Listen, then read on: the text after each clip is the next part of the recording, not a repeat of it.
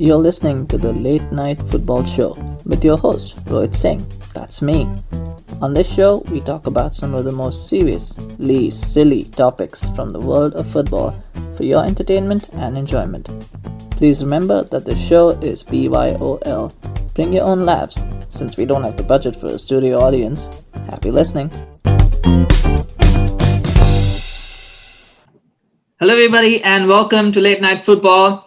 As promised, we're back today with our match reaction show after the 5 games that we discussed yesterday. We're now going to review 4 of them that happened today. There's a lot of games to get through, a lot of stuff to get through because a lot happened over these 4 games. And joining me today, we've got Saahil back on the show. Saahil, welcome once again. Hey everyone. Is this your first match reaction show, or have you done? No, you did one of these before. Yeah, I've done the ones which end late over here. Oh, okay, yes. No, yeah. Well, I mean, for the match reaction, I don't know. I know we've had you for the show. I'm not sure. I think I did the one with Akash. Yeah, maybe. Yeah, the Crystal Palace one, yeah. Yes, Crystal Palace. Oh, yes, yeah. So first time being for the positive one. Normally, yeah. A positive one for the first time. And returning back, you might remember him. It's been a while, but welcome back, Farhan. The show, rocking your zebra kit there, and yes. probably one of the few people in the world who actually can make that zebra work. I don't know how many people can. There's very few people. Well, we won. I thought I'd put it on. So anyhow. Yes, sure, yeah, yes. But Farhan also is a Liverpool fan, so sentimental. Manchester United won. I didn't win. I know. But sentimental Liverpool fan as well. So yeah, that's not all rosy, but that's great. All right, so let's get into it. Let's start right off the bat. We'll start with, speaking of Liverpool, we're going to start with Everton against Liverpool, the Merseyside derby. Really interesting game. We talked about it, a bit weird game actually, because Everton actually came in this top of the table. Saahil, we talked about having Mane back, having Thiago back, and we said that they should start, and they did start. And within 2 minutes, you kind of see the importance of Mane, right? With that goal that he scored, he's an incredible player. So at times I get annoyed with him because he's so good, because watching him as a vibe, but he's just a good player, isn't he? Yeah, obviously. Mane today, I think they might have missed it yesterday, but they might have missed it in the last game when they lost. But then Mane was actually leading the press from the front.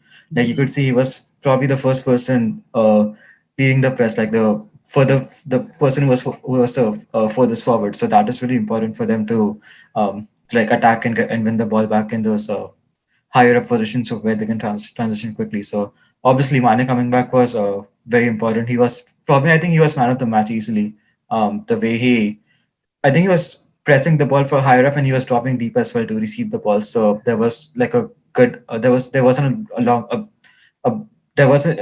a big gap between the midfield and the forward because of him. So I think Mane was super important today. Thiago again, I think Thiago was he had to be guided to the game for his defensive parts at times. I remember seeing Robertson asking Thiago to track his runner at one point, which is fair. He's new to the game, but then Thiago with his passing was really well. I think he was the actual man of the match for the game. He progressed the ball well forward, combined well with Fabinho, who stayed back, who went forward, who took on the pressure, and he also marked James and Doucouré for the first half. He was on them, and he did a reasonable job for his second or third game in English football. So I think this is his first start. Maybe I think it was second. Maybe I think his first. Yeah. For sure. So the first goal went to Liverpool, and then a contentious moment with what happened with Jordan Pickford and Virgil van Dijk. Farhan, first of all, I mean, do you think that should have been a penalty? Was it offside? No, first of all, was it offside? Because I think that's the big question. Was it offside when you look at it? Because there's controversy. The VAR said it was offside. It didn't look offside to me. And it looked like he was on, or that his hand was offside, but hand shouldn't count. So I don't know. You know what? To answer your question, I don't think even VAR knew if it was offside or not. I don't even know if they know what offside or onside is anymore. But that was a definite foul. That was a red card for sure. And they should check, Pickford's accounts to see what he's paying the VAR people, because I don't see how that doesn't. So that doesn't get carded at the minimum. A red card at that. Yeah, no. So the official explanation is that they checked for the offside because they wanted to see if it was a penalty. They saw that it was offside, and so they didn't check. But they didn't check for red card. So they left that because apparently that was they didn't check for a red card. They just checked for it to be a penalty, and once it said it was not a penalty, they moved on. But they didn't check for a red card, which makes no sense because they always check for off the ball incidents, right? That's how Martial got red carded last game week. So Yeah, that, I was just about to say, it doesn't, like, there's no clear cut understanding how VAR works. I don't know if they see, everything, or like, especially in today's game, Manchester United game, after the ball had left Rashford, play was on. I'm sorry to dive into this, but they even called the penalty on like a few minutes later. So I don't know what like the ruling is on calls with VAR. I don't know what VAR does. I don't know if they're here to serve purpose or cause chaos, to be honest. Yeah, I think it was. I don't think they realized the seriousness of the tackle until much later. I think at first they just thought it was a coming together, and so they kind of like ignored it. But maybe later on they realized, oh, it's a serious thing. But I don't know. But it was incompetent. But I think that's something we're used to with English referees. That's just my take on it. Is I always say this: UEFA and FIFA are the most incompetent organizations, and they think English referees are incompetent. So I mean, that just tells you how bad it is. But it's just unbelievable. But I lied to that, Sahil. I think the one issue now with Van Dijk being out is that with Alisson also out, there just seems to be a bit of frailty at the back, doesn't there? Both the goals were avoidable, you could say, because I think the first one came from a set piece. The second one came, from again pretty much similar cross over the top. But just it just seems like there's an issue, isn't there, defensively for Liverpool, which is just sad because that's what they built their title win last year on. Yeah, I mean, it normally feels like Liverpool last season would like go out and stop the attacks before they even become dangerous, right? But then, like when you don't have someone like Van Dijk or Alisson continuously guiding the other defenders who are probably not that experienced or not that good, you're bound to have more attempts to your goal because you don't stop the attacks till the time they're closer to your box, right? So like for the second goal when I think it was a cross from Digne and then Calvert-Lewin headed it, but then Gomez couldn't do anything about it. Like he was legit just stuck on the ground. Like there was no way he could out jump Calvert-Lewin at all. Anyone Like, can no, out jump Calvert. yeah. So I was just about to say, to be fair, I don't think there's a few people. Yeah, so I guess the thing is that last season probably Liverpool would have tried to stop those kind of attacks before they even lead to the cross.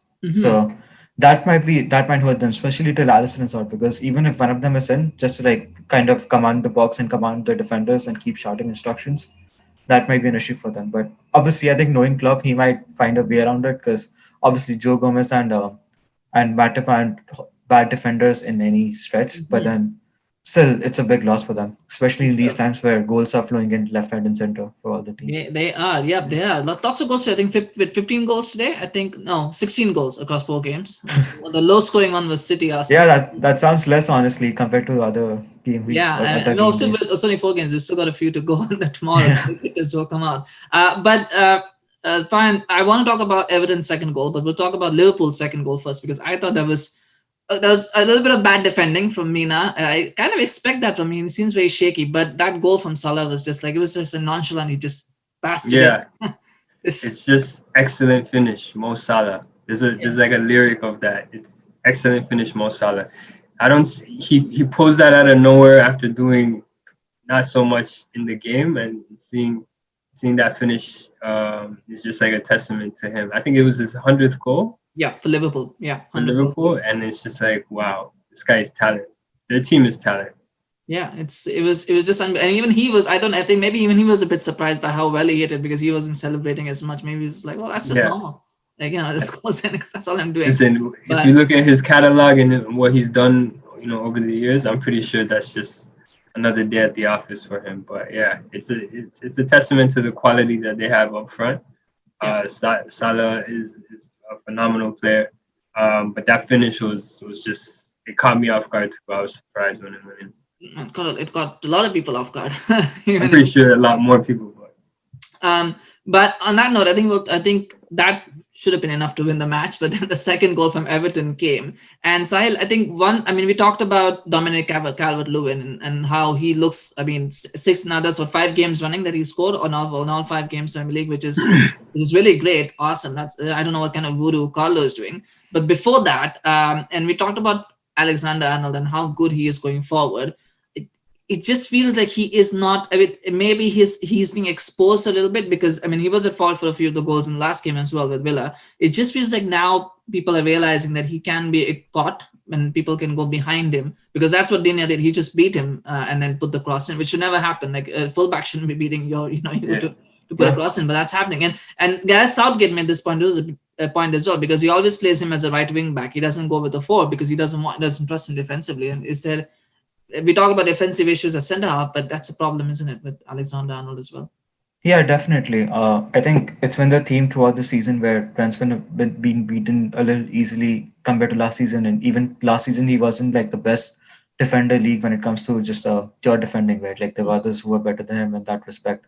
But the season has been even more prevalent because Trent hasn't really had that kind of output. Like Robertson has easily, I think, overshadowed him when it comes to creating and scoring goals. So there's more focus on his defensive issues, and especially coming off that 7-2 where all the defenders were under scrutiny, and then you have more defensive, like not error, but then more defensive lapses, or like just the fact that he was exposed or targeted makes it just like gives more other teams more confidence to take on him and not be scared of going down his wing, because I think some teams, they probably are scared that if they go down his wing and he gets the ball, then it keeps him in a dangerous position because the winger is already committed and there's only one person to beat before he puts his cross in, right? But then I guess teams are probably less scared of doing that, and then in that, if that's a way to probably like find a weakness in Liverpool, then obviously they're going to target him more often. Yeah. So yeah. But good header from Calvert-Lewin. I think that. Yeah, I think Everton is absolutely unbeatable in the air. Like, How tall is he? I don't think. I think it's about 6. I don't think he's that tall. I think it's about 6'3", I think. I don't know. 6'2". He's not that tall in footballing terms. It's hard to think of a. But he's got a good leap. Like Yeah. he leaps very well. He also leaves early. I don't know if you guys noticed, but then he goes up a lot earlier than the defender. I don't know what the reasoning behind that is, but then I've seen that happen like 3-4 times in the game today. He generally leaps early and he leaps very high. So like once you're up in the air, then if they pull you down, it's a penalty. Yeah. He just like hangs in the air for a while and then. He's got good. Well, I mean, one of those who I don't know, was it Seamus Coleman or someone was saying that he has a leap like Cristiano Ronaldo. I think. Yeah, exactly. That's what I was coming to there. It's hard to think of. That's entirely true, but yeah, he's got a good leap. Yeah, but like right now, it's hard to think of another player so really dominant who's not Cristiano Ronaldo or Dominic Calvert-Lewin, at least on current form. Yeah. Because I saw that header and I was just like, he was like shoulders and head above the defender. There was no way they were catching him on that. No, for sure. Yeah. Well, he's doing well, and I think that's great. I mean, it's good to see. It's good to see that he's doing well. But there's two more things to talk about because I mean, after all of that, Richarlison red card. I thought it was stupid. I thought it was silly. But Saahil, I mean. It was a red card, right? It makes sense. And here's the thing: it happened after an off-the-ball incident. Actually, it was when the ball was dead. So he got a red card when the ball was dead, but it didn't happen before. But it happened second time. It's confusing. I don't know like what these rules are because we saw it picked, but we talked about like how he should have been red card. It didn't happen off-the-ball incident. Yeah. But then over here, I don't know. I mean, it was stupid. It was a red, but then like there was no need to do it. I guess and he lashed out correctly. I mean, I guess he was probably more frustrated with himself than with decision, maybe, or I don't know. But I didn't really catch it, and I saw a highlight. I didn't really catch it while I was watching the game because I was. Yeah, well, it was he made the pass already, and he came and clattered into. Yeah. It was a bad challenge, yeah. But apparently, a foul had already been given before that. So, but anyway, it's just it's weird. And then after all of that, 10 men down, Liverpool get a chance to score a goal, which they do, and it's offside. It's not offside, but it's offside. And so here I'll explain what I saw. Fine, I'll ask you because I saw what I saw. Is when I saw it first, I saw a different angle. I thought it's offside, right? Because I saw a different angle. Then I saw the second angle, and I said it's not offside because he looks on. Then VAR happened, and they show the line. I was like, well, that's going to be offside because the line shows that he's offside, but he's not actually offside. If you look at it from your view, it's not offside. But when you do the lines, it's offside. It's confusing, isn't it? It's just. You missed it. His arm hair was like slightly offside, and that's what was like the deciding factor. No, it's again back to VAR. I don't know if someone in there loves Everton or what was happening. It just doesn't make sense how on earth is that an offside? You know, like I was literally looking at my TV trying to see the difference between the lines, and I promise you, I couldn't Yeah, tell. it So wasn't like I mean, and I wonder if it's the laws, right? Basically, that's yeah, what they're looking at. It's not the technology's fault. It's not in this case. It's probably not the ref's fault as well because they're told that they have to do this and they have to do yeah, lines. I wonder if the rule needs to change and maybe it needs to be a case of there no doesn't need to be lines because when we look at it on screen, we're talking. If I can see it on my screen that it's offside, then it's offside. If I cannot tell, and this is goes for referees as well, you don't need lines. You just look at it, from a certain angle. You look at the right angle. Do you see it's offside? Fine. If not, it's not. We don't need lines and stuff like that because a ref can tell, right? You can tell whether a leg is offside or a hand is offside. Once you start going into armpits and milling toenails and things like that, it just becomes weird. I don't know. That's just my opinion. Sahil, what do you? I think that's common sense enough. I know there's always going to be subjective decisions, and we're probably going to get them wrong as well. But it saves everyone time, doesn't it? I mean, yeah, this is like one of the most frustrating debates, I feel like, because when we say that an armpit is like, it's too much when you go into an armpit, it's still technically offside, right? Like it's not onside. So That's what I meant is the rule yeah, needs to so change. That's what I I said. feel The like rule. they should just put a time limit on these decisions so that it doesn't drag on forever. Like if you can't decide this decision within a particular time limit, then go ahead with the original decision. But then now they've changed it that the referees allow the play to go on and like don't have make a decision unless the play is stopped. So then you have to consider that as well. Like I don't know, it's a weird situation. I don't think they're gonna track. I don't think they're gonna change it. It's something they have to live with, I guess. Like if Oh, they had to change it, they would have changed it the season itself because there was so much outrage last season over like early last season when when people were getting very frustrated how play is taking so long because of these decisions and there's like so many takes in football. yeah. But It yeah, just goes into too minute details. I think the law needs to change. The way that yeah, they analyze it needs to change because even if it's just an umpire, I don't think anybody is going to complain that your umpire is off. And I'm not saying they need to do it this season. Probably keep it for yeah.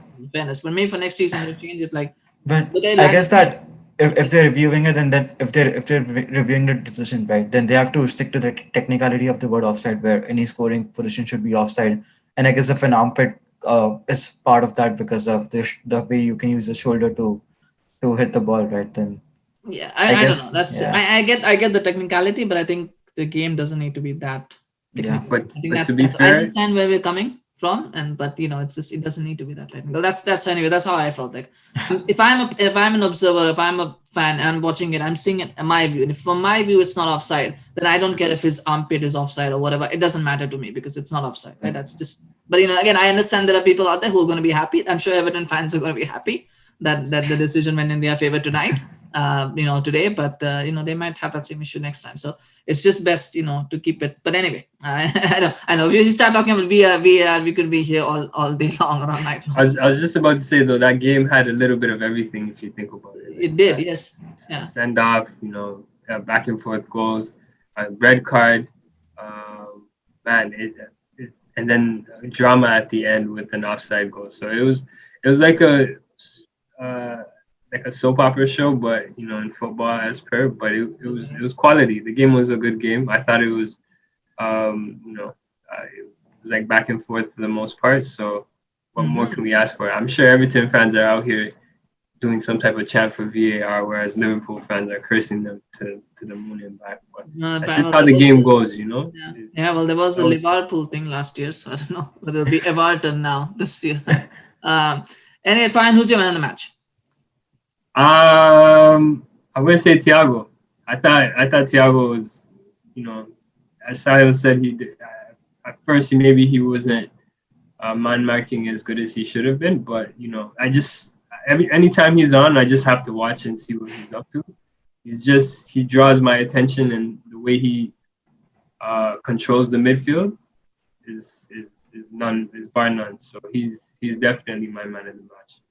Sure. Yeah. Awesome. All right. Okay. So we're going to move on to game number 2 now. We're going to talk about Chelsea Southampton. And it started out so, I was like, this is going to be easy peasy. Like, it's 2-0 up. And I was like, okay, it's going to be like a quick review. We can get on with this. And then Chelsea did what Chelsea do apparently this season. But I mean, it's this team, right? Isn't it? There are teams that even Liverpool do it. City, Arsenal, you could say teams that are good going forward, but are suspect at the back. It just seems a theme of the season, right? That just the teams.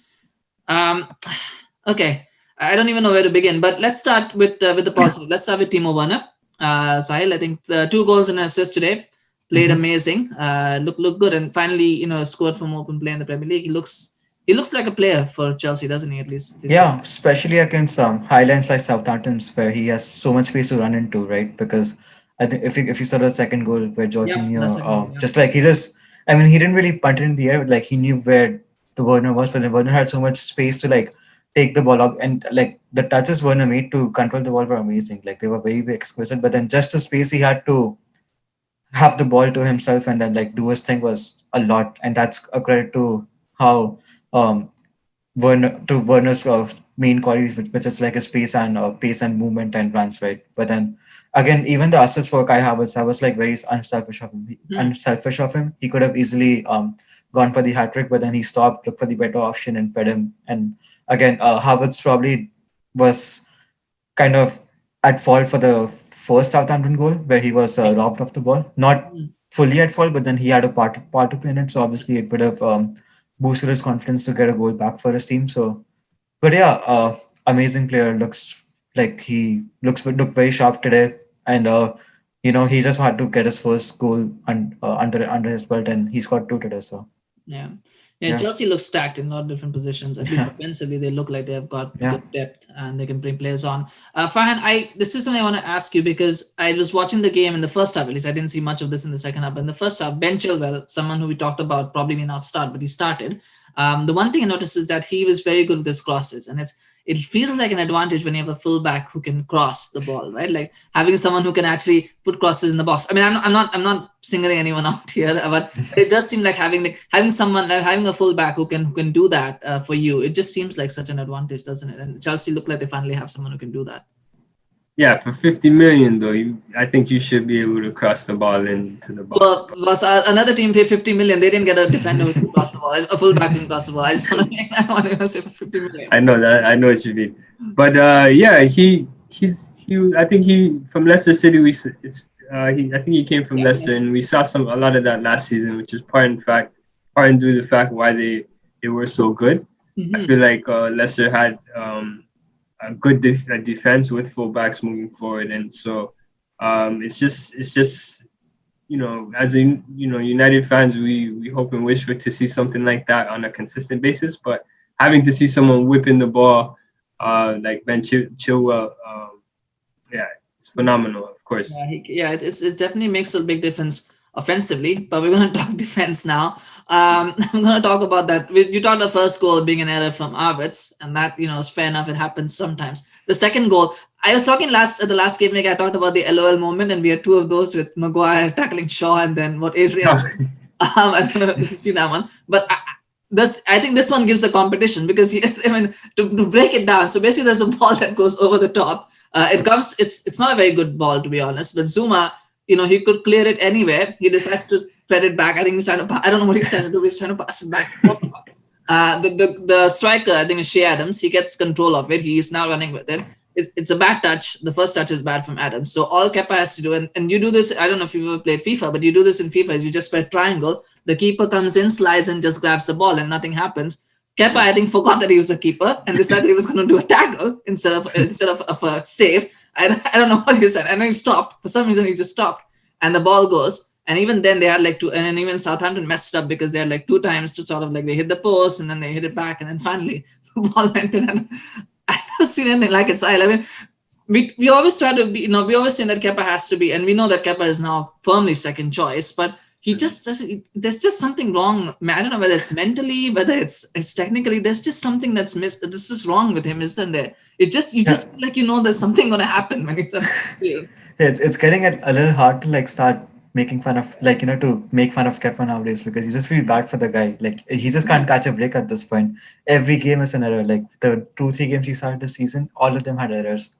I think at least most of them did. Maybe one of them did, but then it's Yeah, insane.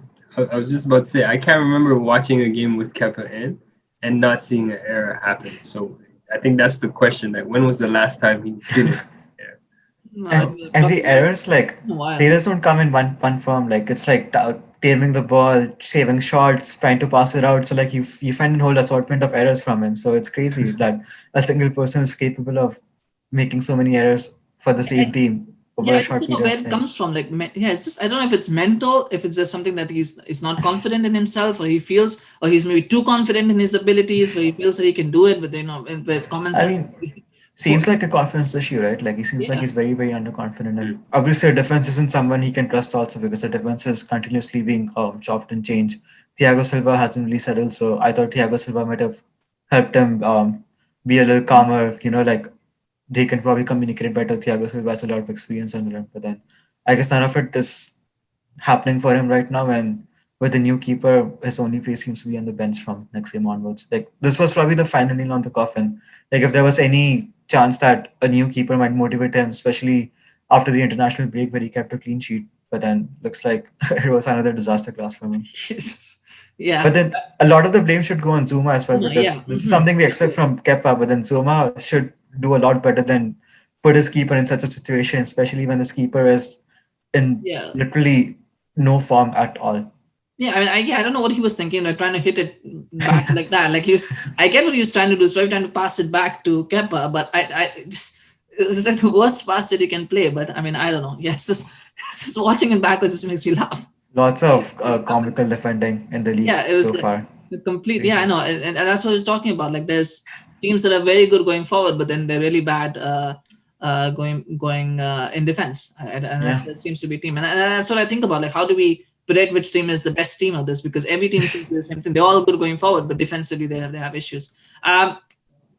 It has 2 point. I mean, again, last goal, 3 from 3-2 up. They were still leading, and then somehow they managed to concede a last minute equalizer again for Chelsea. It's sad to see. I actually I can't remember who was. I think it was Zuma. I think who made a mess of that cross that came in. I'm not sure. I think it was Zuma, but I'm not sure. But it was a cross that came in, and then there was a last minute goal. I mean, it's there's a problem there for Lampard isn't at the moment, isn't there, Farhan? I think these are happening quite often. They drop points against West Brom. They now drop points against Southampton. These are the games that they need to be winning. And it's a good thing for them that there are other teams that are not up to the mark because otherwise they could be in trouble with in terms of the top four race.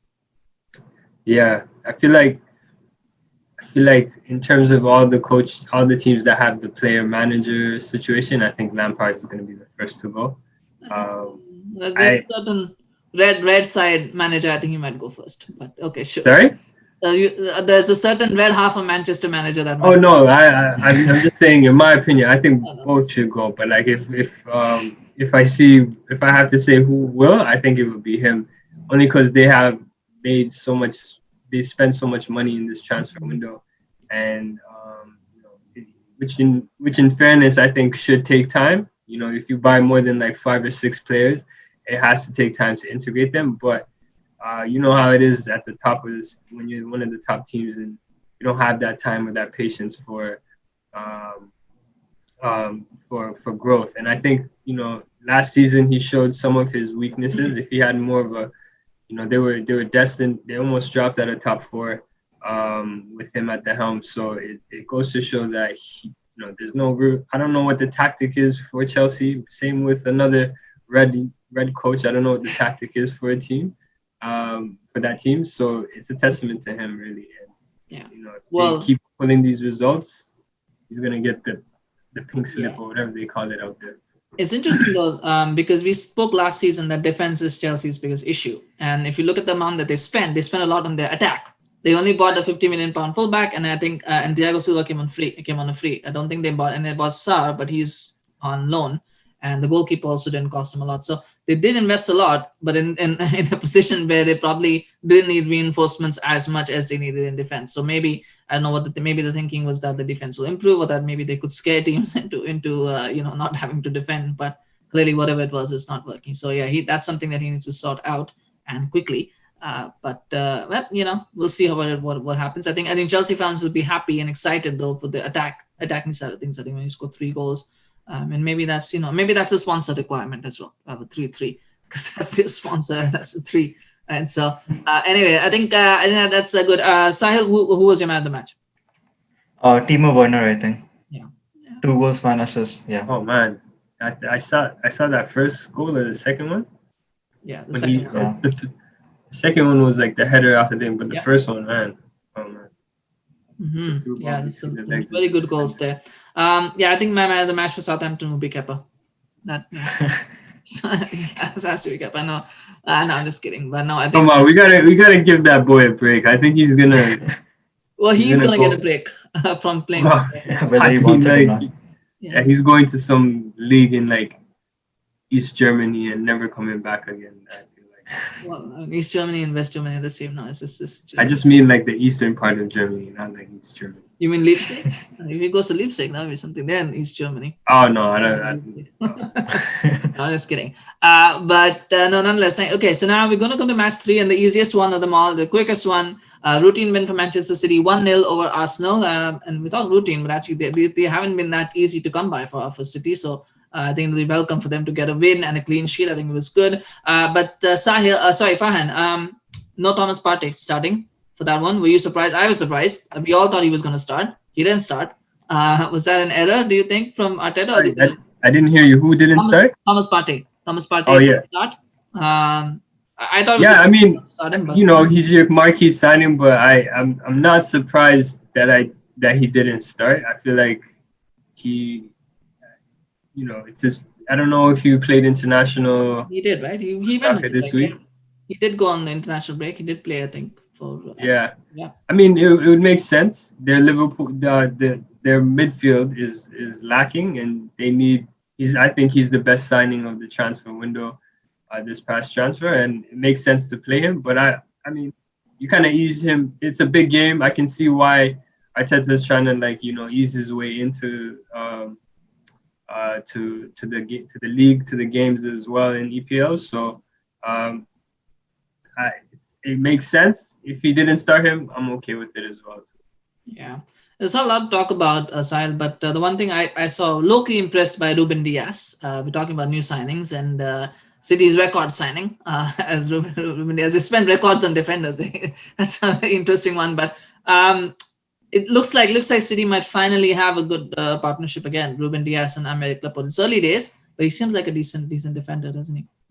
Yeah, I mean, I think I didn't really analyze him too much, but then there was nothing wrong with this game as such, which I guess is a compliment for a defender if you don't see anything remarkable about the defender, which means that he's got the basics right and he's gone and done his job just about how it should be done without any fuss. So I saw him put a few balls out, tackle at Good in the the right air time, as well. step in when required. So it was a good performance. Like probably it'll be like a right foot left foot combo with him and Laporte or him and I think it was Nathan Ake today if I'm not wrong. And not Laporte. Maybe I think Ake played left back today, if I'm not Oh, he mistaken. played left back. Yeah, my bad. Yeah. Sorry. Yeah. I'm not sure. Yeah, I don't know what kind of formation City. Yeah. Nobody does. But But yeah, no, it was a good performance. I think it was great for City. I think it was a much needed win, and yeah, I think especially with a clean sheet, right? Like after conceding 5-2 Leicester, drawing against Leeds when they could have conceded more in the last game as well. So it's yeah, a confidence boost. definitely, yeah, and they'll need that with the Champions League starting. I think Yeah. it's good for them. It's good for the league as well. So yeah, that's it. And we come to the final game. I think there's not a lot to talk about with City Arsenal. But who's the man of the match for you? For that one, for the City Arsenal game, it's very hard to pick. And it was a very unremarkable game, to be honest. It just seemed like Arsenal just didn't seem like they maybe booked Saka. I thought Saka was pretty good. And I think if I had to pick one, I'd probably pick Saka because I mean, even though he was on the losing side, I think he made a few good runs. He did a bit of good. I would pick Saka. Because I don't think City were that good. Today they had a few, I think it was a good team performance, but I don't think they had any individual standouts. Yeah, I'd probably give it to Saka. But I mean, I know I can't pick one because it's not a bad thing to have a routine win. It's good. That's actually good. Right? Even if you can get through games and win like that, it's perfect. But yeah, just from a neutral perspective, it just didn't seem very exciting. And maybe it was because the one that was I knew I was kind of like dreading what was coming after. That one, which you're going to talk about now, the Manchester United game against Newcastle, and there was a lot of rumors about starting, about players who were starting. There was a whole leak about the team that was team sheet, and I was wrong. But there was like a whole league, and I was like, this is just uninspiring. But actually, the team that went out, I don't know if it was more uninspiring or not. But so I think the three players who we talked about being the most critical about was Harry Maguire, Aaron Wan-Bissaka, and Paul Pogba. And Farhan, the one who misses out was Paul Pogba, which I think is fair to say. The ones who came in, were you happy with the starting 11 though overall? I mean, when you saw the team sheet, not at the end of the game, but when you saw the team sheet at the start, do you think that was the right team that you like? Yeah, I saw when I saw it, I was like, I thought Van de Beek should be playing. If anything, if Mhm. Pogba wasn't going to play, I thought Van de Beek. And when I saw him not playing or not starting as well, I was just Mhm. like, well, what the hell are we doing here?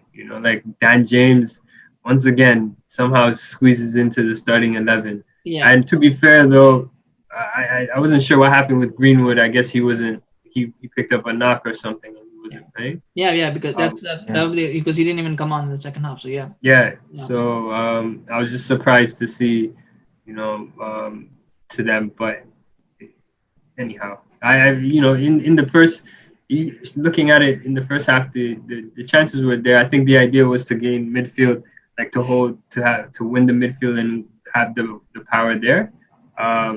It looked like it was there to some degree, but McTominay, he's very.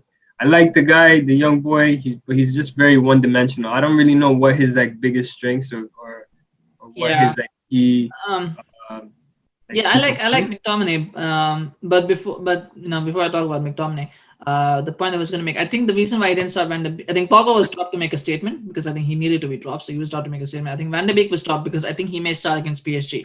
I think he's played a few games to Netherlands, and I think I believe that somehow Solskjaer, and this is my justification. I don't know if this is true, but my justification might be that Solskjaer is thinking that the PSG game is the bigger one, so rest him for that one because he needs them. And then probably he'll play Chelsea as well against Chelsea as well if he does well. So if he Yeah, plays but the next two games, then the selection today makes sense. If he doesn't, then I don't know what he's thinking. So, but we don't know what he's thinking. So I think yeah. that's the only reason I can think of is why he decided not to put Van de Beek on is because he thought he's gonna play him against PSG and Chelsea, and that will be a lot of games. On McTominay, I think he had a very bad first half, and what I noticed is that he actually gets into good positions for tackling, but then he cannot tackle. Like for some reason, the ball either evades him or he overruns it. So I think maybe there's some issue with his physicality. I don't know if that's a physique issue where he's not able to, he's easily pushed out the ball or whether he doesn't really realize it. But he did make some decent passes in the second half. I mean, there's a whole conversation there to be had about whether I don't think he's a CDM. Yeah, I was just about to say. Yeah, he's not a CDM, and I don't think he's a good enough as a third midfielder to displace either Pogba or Van de Beek. I don't think he'll be played ahead of them. So I don't. I mean, he'll either make it as a CDM or he will probably find himself out of the team. I think within a year or two. So we'll see where that goes. But the first goal, Sahil, which is so comical, is the word to describe it again. Because you had again the same thing. Like there's a ball on the right hand side, on United's right hand side. There's like two people going on Maximin. He still manages to evade them somehow. Puts in a ball over the top, which Dan James does not see. And Shaw obviously is running backwards, and it just hits him and goes into the goal. It's like a familiar feeling, right? United have been conceding a lot of early goals. I think this is probably the third or fourth game running that they've conceded, and no, actually not the fourth, the third game in four that they've conceded an early goal. There's a defensive issue at the start that they're having that they're not able to. I guess they just take a lot of time to get into the game, concentration wise. Yeah, but I mean, this seemed like more of an unfortunate error instead of something that we've seen in the past. Like, it didn't seem like a continuation of it when, but it was mostly unfortunate. I feel like Shaw could have done a little bit better. Like, I mean, obviously, he was running in an awkward position. Like, it mostly wasn't his fault, but then I think it could have been cleared. Like, he was a long way out from goal. So, the way, I don't know, like The maybe defensive shape was out at that point. yeah, Out of yeah, shape, yeah. yeah. Even But though the goal was unfortunate. yeah, but just that apart from that, we had a few issues, but then it wasn't as glaring as the last game, so maybe that's a plus from there. But Yeah. then, Yeah, yeah, I can't remember a good chance that they had a few like speculative shots. no, I think there was one where Dahia had to like make a really good Oh save yeah, the off last Callum one when he had to Wilson, and land then the blow. he That was also had a few long range long shots to ranges. Yeah, save from and here long and there. ranges But always. then, yeah, nothing like where someone had to tap in from 2 yards out, except for that Callum Wilson Yeah, chance. So the yeah, last in one. a way, I think it was an improvement on the defense. Like it was good Yeah. to see Maguire also step up. Well, after the Spurs Yeah. game, anything would be an improvement on that. But I think the bigger talking point, if even if you for this one, well, let's start with that with this first Farhan penalty incident for that second in the second half. There was a penalty shout on Rashford was given. Did you think it was a penalty?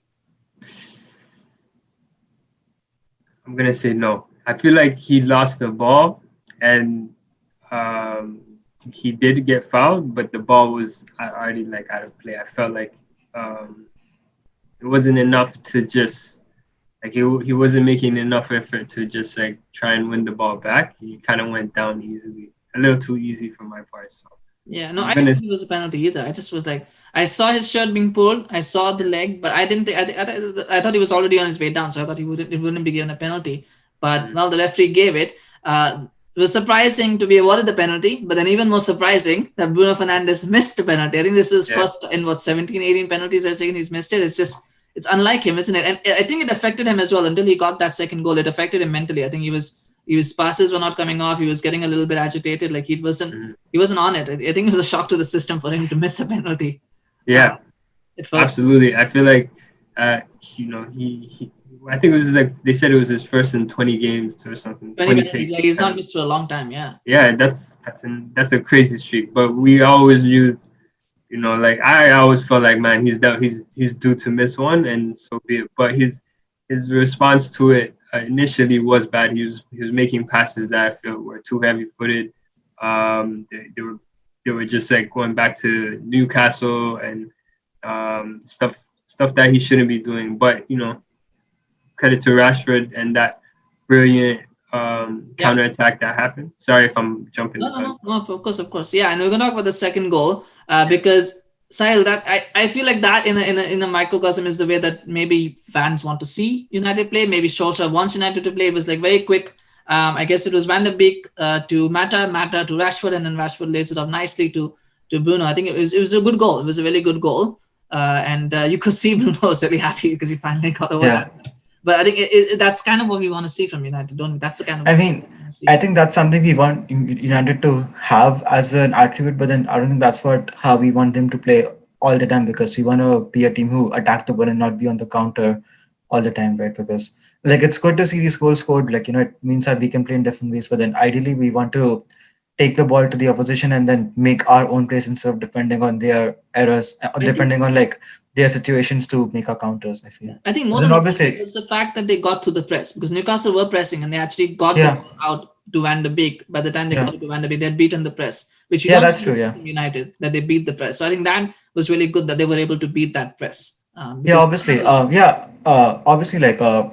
but then the thing is that they had a lot of space to work with, right? Like after the press was beaten, like normally once you beat the press, even then teams against teams like Newcastle, you still have a lot of people to block against. Like if you get past one line of pressing, you still have like two more lines of people to go past, and then I think Newcastle were defending with like 6 men at one point, and it was getting a little difficult. But then I think even apart from the counter, the team actually had a few decent chances, like the disallowed goal that Fernandes scored, where he had a one-to with Mata. That was like a very promising sign, which showed that this team actually retained the ability from last season to play within tight spaces, even against teams that are sitting back and score, create chances and score goals whenever they wanted to. Like that's what we saw after Project Restart. So I think we saw the best of both sides from today at certain points. Like it wasn't a completely fluid performance, but then there were instances that showed that this team can go back to its levels from last season and maybe even beyond if there's some continuity. And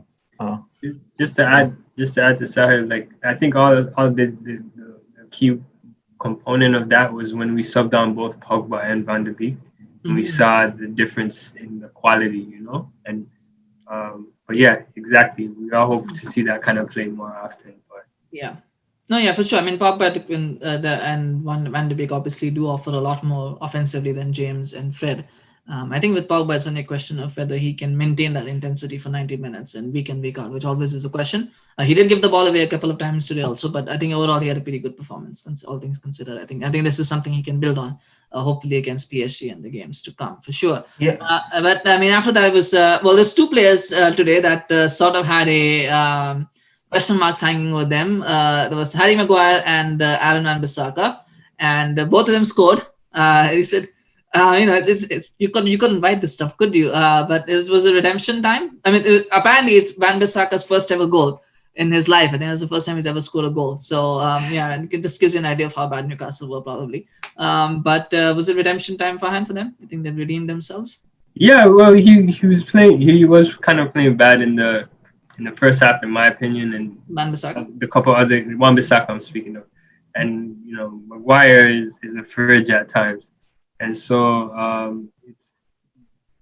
I guess you can look at it like redemption. I'd like to see more consistency. Wan-Bissaka, I still don't understand how he can come off from last season and still come in. My theory is that I think he's struggling to do both attacking and defense. I think last season was a lot about him just defending and like it was like learn the job. I think this season there's more expectation that he's got to do more attacking, and I think he's struggling with it. Like because I think he's not used to doing this back and forth that he's doing, which is why often he gets caught out of position because once he loses the ball, he tries to do the short route of coming back, which is to the center, and so he gets caught out of possession rather than coming back through the middles to the flanks. I think that's just my theory, and I don't know, but I'm just thinking that he's struggling to do both the offensive and defensive side of things, which he's got to do more of. So I think that's just what it is. That makes sense. Yeah, that kind of makes sense. Yeah, and I think people have figured out that he's good one-on-one, so they're trying not to engage him one-on-one. So he can't do those tackles, spider tackles that he does. I don't think he's being able. I rarely see him do those anymore, which mostly is because I think players just play around him because he's not.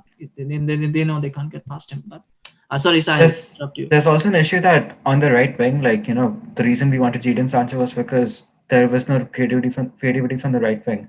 Mm-hmm. Like normally when Mason Greenwood plays, he's more of a finisher, not a creator. We've been over that. But even today, when Mata was playing, Mata was probably my man of the match. Like he was really good, but then he was contributing a lot from central areas. Like he wasn't a right midfielder as such or right winger. So again, that puts more.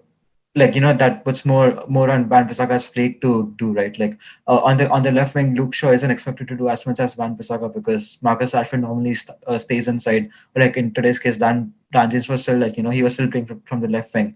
Wan-Bissaka on his own can only do so much for someone who's not a natural dribbler or a crosser like there's someone like Trent or Reece James or Doherty or someone. So that's just like puts a lot more for him to do when he's definitely not accustomed to do anyways. Yeah, maybe he's missing Dan James because Dan James, he had the pace to get back. So yeah, he was playing the right wing, and I think it was a time when he was actually putting some good, decent crosses and balls into the box. I don't know why Dan James stopped doing that all of a sudden. I don't know what happened to him, but I think Wan-Bissaka misses him because because there's nobody to track back and help him. Although Greenwood does try, and Mata just can't do it anymore. At the end, I think 4-1. I think flatters United a little bit. I don't think it was a 4-1 sort of game, but. There was goals for Bruno, there was a goal for Wan-Bissaka, and then there was a goal for Marcus Rashford as well. All very well taken by them, all very well done. I wonder if the goalkeeper being injured had something to do with that. I don't think he was moving well towards the end. Maybe he might have saved. Yeah, I was just about to say like when he went down and he was grabbing, like United haven't put a shot on him once, and then we scored 3 goals literally right after. They realized, oh, he's not that great anymore. He bleeds. It definitely flatters United a little bit. But Saahil, who's your man of the match? Oh yeah, I said Van Mata. Van Mata? Oh, okay. But also a shout out to Alex and Maximan. I think he was causing all sorts of problems, like the way he dribbles, the way he runs, he has upper body strength. So seems like a player to look out for. I think he might vastly improve on his output from last season. Yeah, definitely someone to keep an eye out for. Yeah. Go ahead, your man of the match. Ah man, I'm gonna give it to Bruno. No, okay. I think he put in a shift. Like I saw him, there's moments of the games that he was a bit shaky, but he put in a good shift. He was tracking back quite a bit throughout the whole game, and I saw him in the towards the end of the game in the corner, just like exhausted, trying to like keep the ball in possession, passing back and forth, and it was just a sign that he put in the shift. So he got a goal, he got an assist as well. I'm gonna give it to him. All right. Well, I will say that I'll give it to Rashford. 1 goal, 2 assists today. I think he played well. I think the first assist for Bruno was class. The way he just backheeled it. I think I expect that of Bruno. I don't always expect it of Rashford. So it's great. Yeah, for me it would back to Rashford. So I think that concludes our reaction show for today. 4 games, all different quality, all different experiences. But it was wonderful and watched so much football. I'm football out, so there's not going to be a reaction. So I know Spurs are playing tomorrow, but we're not doing that one tomorrow. I think I've seen enough football for one weekend, and then there's the Champions League next week as well to watch. So I think we're going to take a bit of a break from the football, but very. Interesting, and I think the table looks really good. Everton is still top of the table, so that's something for us. And Newcastle could have been second, but they will remain in mid-table, and Manchester United are still 14th, but now they have 6 points. So it's still a very strange-looking table, and we got a few games tomorrow, so we'll see how that pans out. But thank you so much, Farhan. Thank you so much, Sahil, for being here today and sharing your thoughts and analysis. We enjoyed it. As I mentioned, we have crossed 100 subscribers. We're almost now getting close to 110. So help us get there. If you're new, please remember to subscribe to the channel. If you like this video, and if you like the content that we produce, please remember to support us. You can also like this video and share it with your friends, family. If you like this one, Sahil and Farhan are already doing that. They're doing that right now, so they'll do that. So, so you guys should do that as well. But yes, thank you. We'll really appreciate your support if you can. But have a good day. Have a good weekend. Enjoy the games tomorrow. We'll see you after the Champions League games. So take care. Have a good day. Bye-bye. You too. Hey everyone, thank you so much for listening to that episode of Late Night Football.